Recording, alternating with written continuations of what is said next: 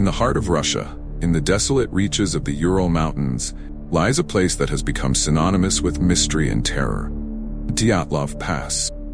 Named after Igor Dyatlov, the leader of a doomed expedition, this remote and frozen landscape is the setting for one of the most chilling and perplexing mysteries of the 20th century.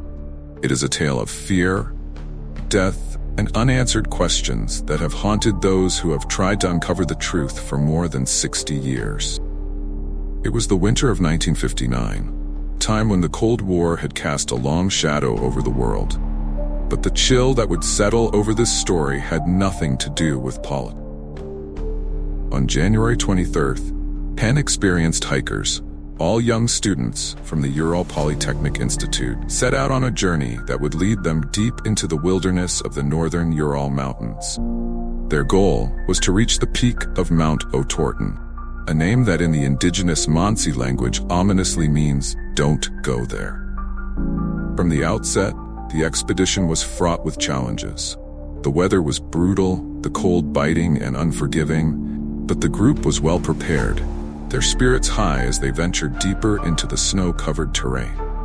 However, fate had other plans. One of the hikers, Yuri Yudin, fell ill early in the journey and was forced to turn back. This seemingly minor event would later be seen as a stroke of luck, where Yudin would be the only member of the group to survive. On January 31st, the group reached the edge of a highland area and prepared for the ascent to Otorten.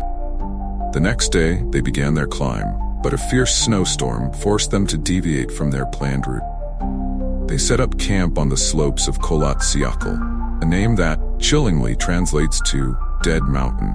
Here, in this desolate place, they would spend their last night alive.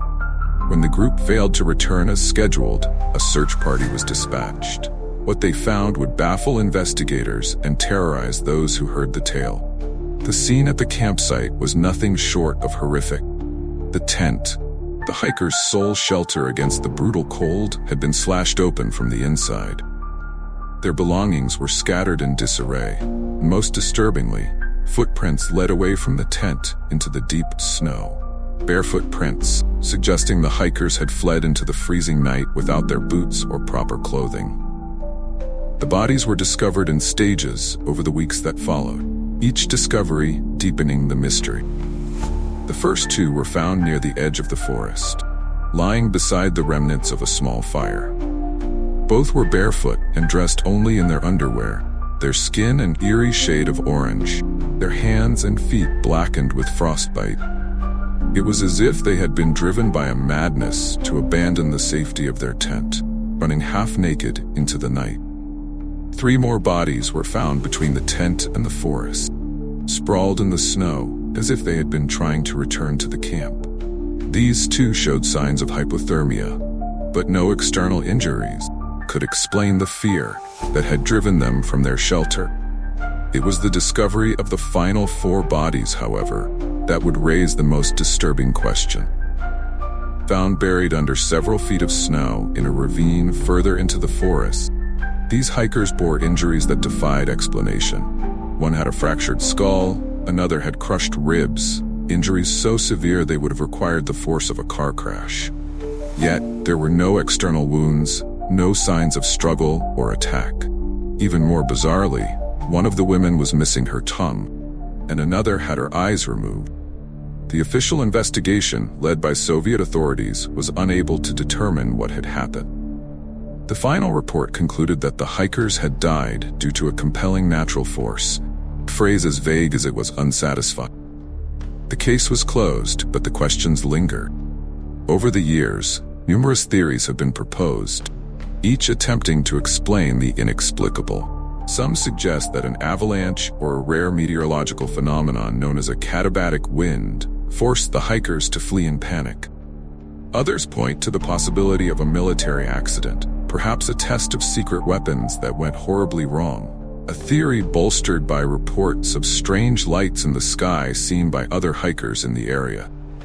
The injuries to the final 4 bodies have fueled speculation about extraterrestrial involvement or even encounters with the Yeti, creature of local legend. But for every theory, there are gaps.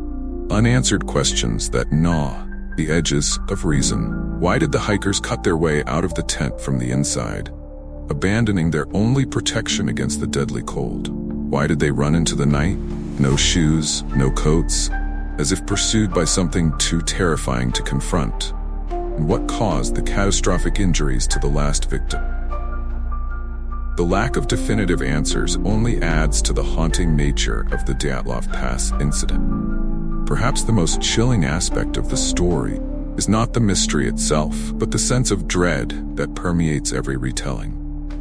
There is something profoundly unsettling about the image of those young people, full of life and hope, driven to their deaths, and unseen terror in the heart of the wilderness.